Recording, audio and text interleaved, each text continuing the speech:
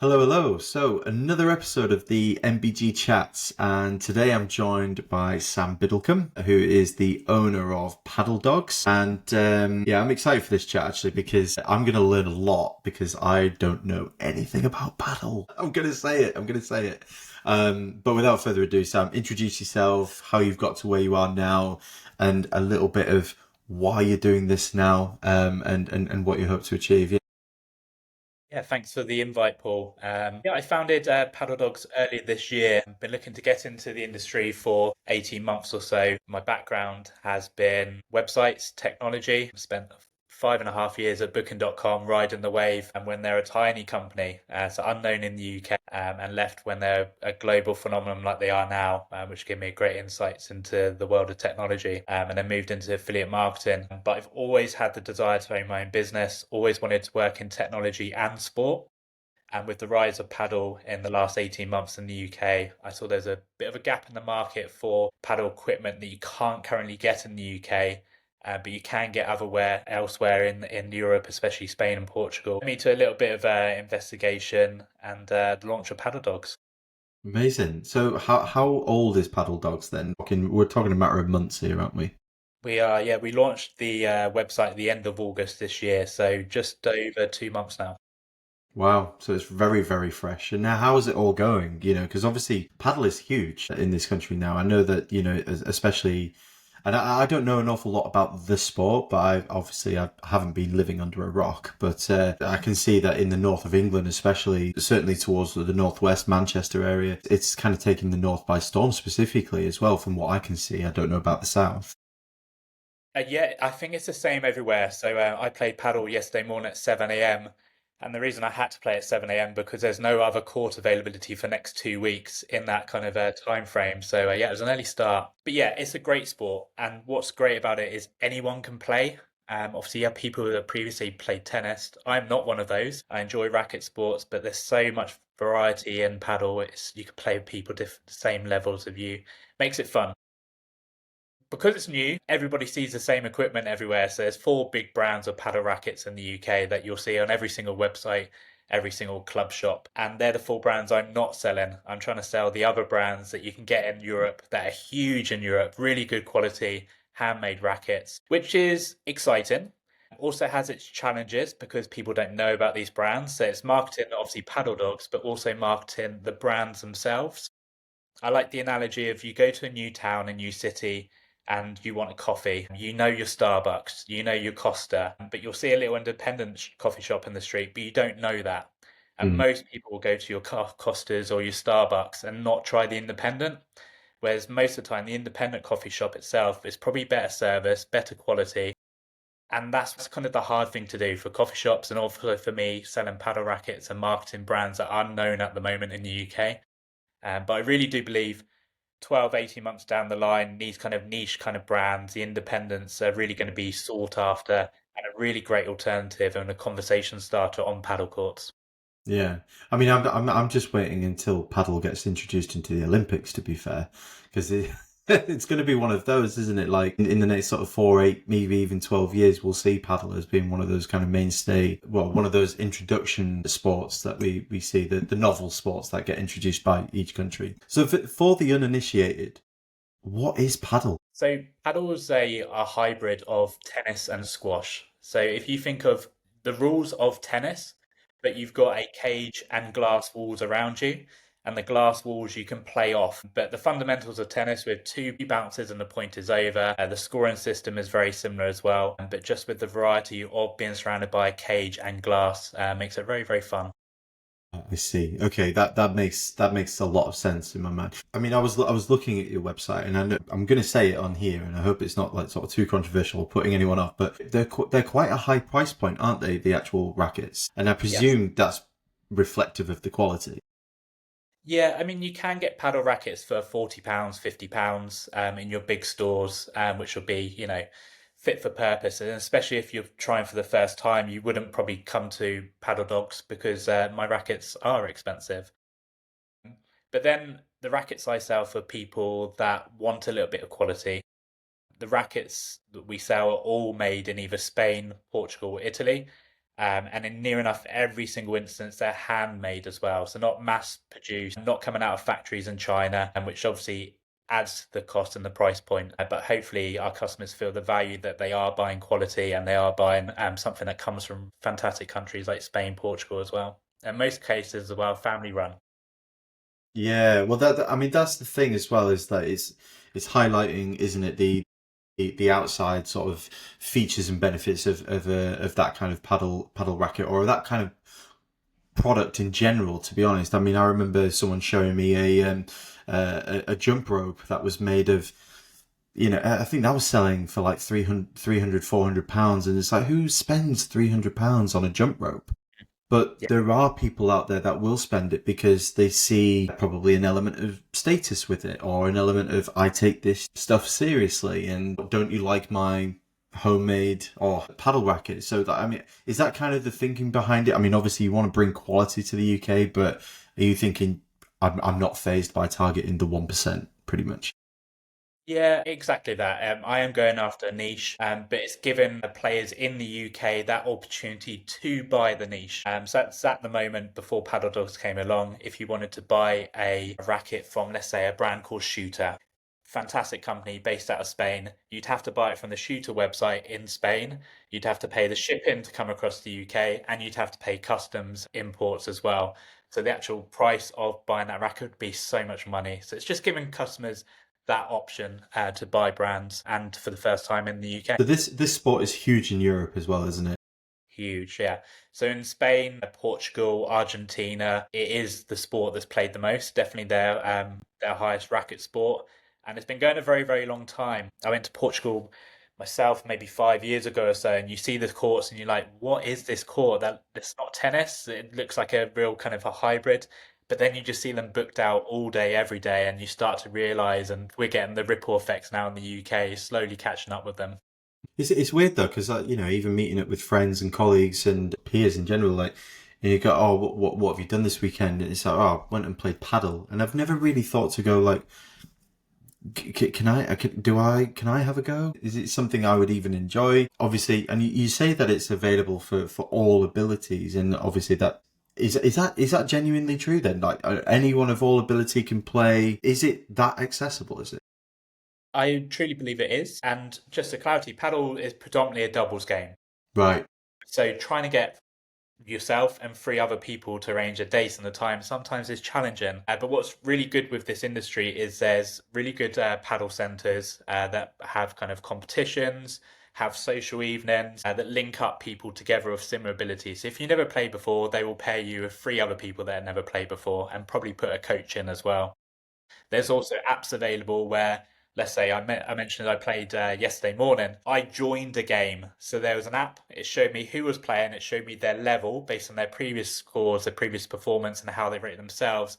And then I can join a game with people that are of similar abilities to me, so I can have a really good game, have a really good competition, and progress together. So there's so many different ways that paddle can be accessible to everybody, even if you don't know the other players on the court. It sounds really community led. It sounds really, really quite inclusive from that point of view. Is that something that you're going to try and bring into Paddle Dogs? Like that community feel? I'd love to be involved in the community feel. I feel like the community feel probably actually comes more from the actual paddle centres where they have their social nights. A lot of the paddle centres have bars, and after events, after matches, people will sit together and have a coffee, have a drink, have that kind of social element, which is amazing. How we get Paddle Dogs as a brand involved in that, I haven't worked out yet. And maybe it's a case of Paddle Dog sponsors an event or Yes. a day. But in all honesty, the paddle centers themselves are doing such a great job of bringing people together. Yeah, no, and I think that's right what you were saying though. I think that probably is where you inject yourself into communities, probably through sponsorship and those kinds of things. And I think your brand's at a really exciting point because you still have all of that stuff to build and all of that, you've got loads ahead of you. So with it being just a month old, essentially, are you pre-revenue right now? Have you made some sales? Like what's the next 6 to 12 months looking like for you? Like what are the big plans? How are you going to sort of like get to that sort of like not critical mass because it's a very high quality product and very high price point, but In terms of the next 6 to 12 months, what are your plans? I always think the first year of a business is all about survival. That's what I want to do. I want to make it through the first business year. I'm very fortunate with the partnerships that I built with the 4 brands I've got on the website. I couldn't be happier. They're the best brands out there. So I've kind of started in regards to what I'm selling at the highest level. The next kind of 6 to 12 months for me is kind of building that marketing, building that kind of route to a sale. My background is all affiliate marketing, so SEO driven content, PPC to get people on the page, which I'm very, very good at. However, I'm competing against people that have got a lot higher budgets than me for this the type of player. So my kind of bidding strategy, my kind of SEO is going after what I call the long tail. So people searching for the brand specific, not specifically targeting people searching for a paddle racket because I'll get outbid. Um, Obviously, that's a lot smaller market, but that's kind of my go-to. Offline, I'd love to be in magazines. I'd love to actually partner with clubs. Most clubs and actually have their own paddle shop, but I do feel there's an opportunity for them shops to advertise to sell brands they currently don't have, give their players a little bit of a different option. So it's probably 3 main routes we're looking at. uh, But I'd say online, the PPC, the SEO driven content would be my primary. Yeah, because there'll be people watching this when this comes out, and they'll be either thinking about starting a business in something that they love, like paddle or something similar, who might not have the marketing expertise that you have, because you've got years of experience with some very big brands, and you're able to inject that knowledge into what you're doing for yourself now. What advice would you give to someone who doesn't have the experience you do, but has all the passion, all the want, all the drive to go and set up an e-commerce business like that, or any business actually, I would say. But from your point of view, what would those key nuggets of advice be? The biggest advantage I had was my connections. So I've worked for Booking.com.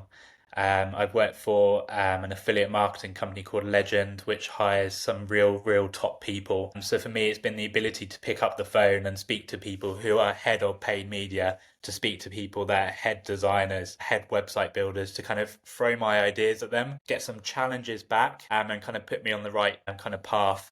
Your kind of community, your contacts, your LinkedIn connections are invaluable. And I wouldn't be where the company is now without kind of that kind of skill set of previous colleagues. So it really is kind of adding to the adage of your network is your net worth, right? And it's not necessarily revenue. It's more around like, how can I make this work through my network? Exactly. So, for instance, I've been involved in websites a long time, but I've never imported products into the UK before, but I've worked with people that have and do. So it's starting from a 0 point and saying, how can you help me here? What do I need to do? What do I need to not do? How do I make this financially profitable for me? And also being able to sell a product that's affordable to a customer, as an example. So really using that knowledge base. Do you have a mentor, or have you used mentors in the past? I have, yeah. I have used mentors before. I've gone through business coaching before, and again, absolutely invaluable. Yeah, so I guess maybe we could be saying to those people who are thinking about it, maybe like try and actively seek a mentor or someone in your network that has maybe done sort of 7 out of the 10 things that you need to do, and go and take them out for dinner, take them out for a coffee, whatever, and just try and sort of. I don't like the phrase "pick their brain," because a mentor, but pay a little bit of money to have some coaching, I guess. Be sort of taken through that journey. That's really interesting. How beneficial did you find that, like, ultimately, and what stage of your sort of career did you have a mentor? I was fortunate in a previous company, it was offered to me as part of my role. And it really hit home when I was speaking to our CEO, who let me know he'd just come off a meeting with his mentor, with his coach, and actually took me aback because I was like, you're our CEO, you're the top dog. Why do you need a mentor? You are the mentor. But kind of speaking to him about how that helps him be a better leader, be a better CEO, kind of opened up my eyes to it. And yeah, it's invaluable. Well, this is the thing, though, isn't it? Like, there's always someone not above you, but there's always someone who's potentially a little further along than where you are, and there's always someone you can be learning from, isn't there? There is. I've also read some articles about having a mentor that's potentially a level below because they can kind of feed up ideas and also knowledge of what's actually happening on the ground rather than an executive level. That's really interesting. That's sort of like mentoring upwards. Yeah. I think that's really interesting. I've not heard that concept before, but I guess that's a way of sort of still like keeping your ears and eyes, around and keeping your ear to the ground and knowing what's relevant, I guess. And yeah, that wow, that's kind of like put me back a little bit actually because I've not heard that before. I guess one way which is slightly different to kind of look at it is when you go home for Christmas and you're speaking to your parents and they ask you, what do you do? And it's always very, very difficult for me to actually explain that. But the questions my parents will give me sometimes makes me think because I've never heard them types of questions before. Yeah, yeah. So someone mentoring you from potentially somewhere where you've already been, it's almost like refreshing you a little bit. And they always say you want to speak to people generally like, at sort of like fifth grade reading level anyway, because that's the kind of level we all generally understand. And it's kind of a safe play to make. And so that whole thing makes sense to me. And I think that's kind of like maybe changed my perception a little bit. But coming back to paddle dogs, obviously I know what you're good at. What are you actively going to be seeking your network for, other than like the sort of the product and bringing imports in and etc. What else in the business are you weak at, and that along the line you're going to need help?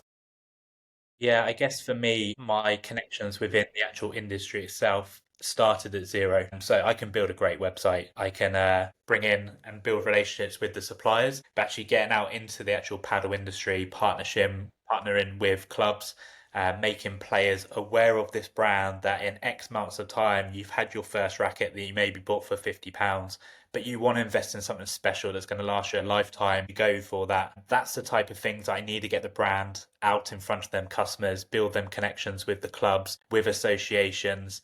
That's where I'm starting at zero. And obviously, you're only as good as your last sale. So that's something that I'll continue to keep working on because that's going to be vital for the survival of the company. I like that. You're only as good as your last sale. I've heard that before, but like with referral, like you're only as good as your last referral. So I like that as well because I think that kind of rings true. What kind of personality are you? Like, would you say I mean, obviously you go and play paddle with people that you probably don't know. Do you make friends easy? Do you get out into the community quite easily? Are you a people person or are you a bit of both? Good question. I'm probably an introvert at heart. I'm a Gemini, so I can come across as extroverted, which obviously I need to do in a business sense. But being completely transparent, that is tiring for me. If I'm extroverted, pitching, even having this type of conversation, it does wear down my battery and I need that time to recover. So the business development side of things sometimes comes across as easy because I'll kind of use my Gemini kind of star sign to kind of come across as extroverted, but deep down I'm introverted. Building the website part is the easier part than the actual business development, getting out actually in front of customers. Yeah, I mean, the reason I ask that is because, I've spoken to quite a few people on this podcast now, and a lot of people would class themselves as introverted, but a big part of business is getting out there and speaking to people. We can lock ourselves away in our bedrooms or our offices and build things and, go that looks really good. I think that will sell. I can speak to people on email. But I don't think anything quite replaces the sort of human performance that we have amongst each other and building that rapport. And I'm kind of speaking to the when we're talking about this, and the reason I asked you is for those people who maybe don't have an awful lot of experience or they don't like really getting out in the public a lot. How important, from your point of view, as a new founder, how much importance do you lay on that sort of element for building your business? I can kind of point to one of the brands we sell, which is cork. It's a Portuguese brand. They made a cork, hence the name. But I really wanted to meet the director of the UK, and I went to one of their events. And that relationship was invaluable because as soon as the other brands started to know that I was working with cork, it was just like, oh, you're working with cork. And then they made the conversations and introductions to the other brands easier because this was such a good brand, well known in the industry. And if that conversation face to face never happened, I wouldn't have as much as I have on the website. The website wouldn't be as good. So in short to your question, it's so, so important to get out there and have them conversations, to know more about who you're going to be working with and for someone to know more about you. Now, the flip side of that is obviously that self-doubt. So before meeting this guy's name was Martin, I was self-doubting myself. I was like, at the moment, I've not got a product. I've not got a website. He's surely just going to laugh me off or not think I'm good enough, know enough about my experience.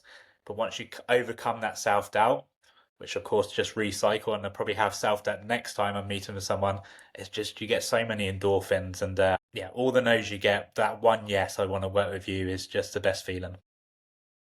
Would you agree with the statement that you needed to pluck up a lot of courage to do that? 100%. It's funny, isn't it?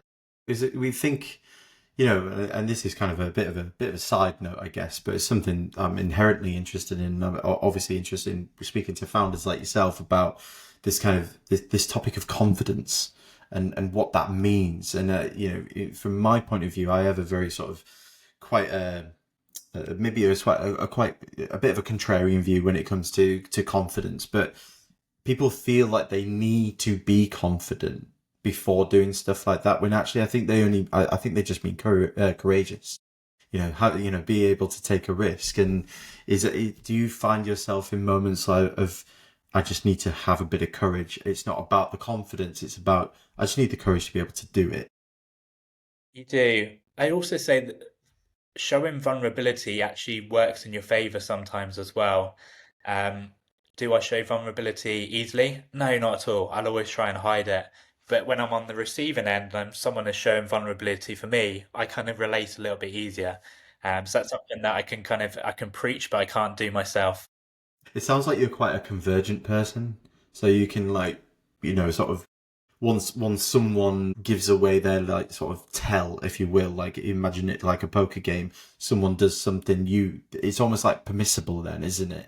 It's like, oh, I can enter the arena with this now as well. And I think that's quite important as well in relationship building. I mean, it's a communication theory, isn't it, that we be convergent and we mirror. I'm really excited to see where Padel Dogs is going. I think the next 12 months, obviously, they are obviously statistically pivotal for you. And e-commerce is only getting incredibly more competitive, but it sounds like you've got the offline side of things well planned in, and you know that that's going to be a huge lever for you moving forward. In terms of those startup founders, those people who, I mean, obviously as well, you're going into this with some kind of naivety and optimism as well, which I think is a big superpower. What one bit of advice would you give to a startup founder who's thinking about starting an e-commerce brand specifically? What would be the one bit of advice that you'd give them? Like, having given what we've spoken about so far, is there anything else, or is it something that we've spoken about that you would say is the one key bit of advice above all else? I'd say outsource the things you're not good at or you don't know. There's two key things I outsource. One, the design of the website. I didn't design the logo myself, but I knew of someone very, very good that kind of listened to my brief, gave me the color palette, gave me the logos. And the other side for me was the tax side of things. So import, VAT, accounting. Those two parts of my company I've outsourced, so I pay for that, but it allows me that time to focus on the things I am good at so I can drive the business forward. Otherwise, all of my time would be designing something that would look terrible or messing up my VAT or my tax returns, and I can't do that. It just allows me to do the things I can do.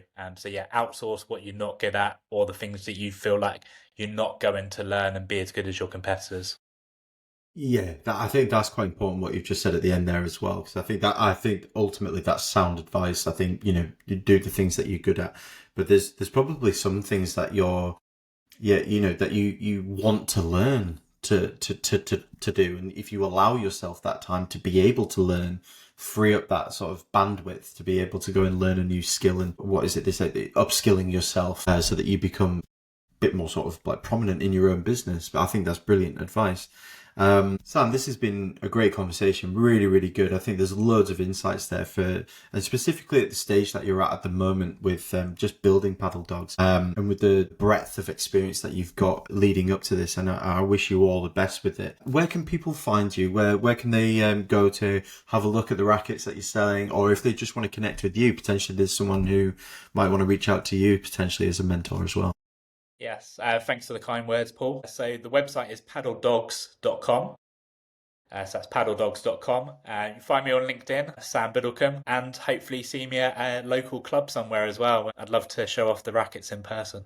Fantastic. Sam, this has been invaluable. Thank you so much for your time. You've been really generous with your time, and all the best with Paddle Dogs for the future.